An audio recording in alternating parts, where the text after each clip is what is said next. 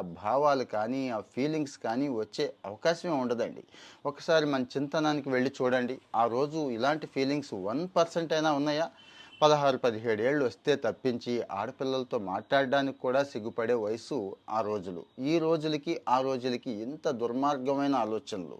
ఆడపిల్లల్ని ఏదో చేసేయాలి, ఆ తర్వాత చంపేయాలి అనే ఆలోచనలు ఎక్కడి నుంచి వస్తున్నాయి మీకు అర్థమైపోయింది. మొబైల్ గానీ, టీవీ గానీ విచ్చలవిడిగా మొబైల్ చేతిలో పెట్టి వదిలేస్తున్నాం. కనీసం చైల్డ్ లాక్ వేయము.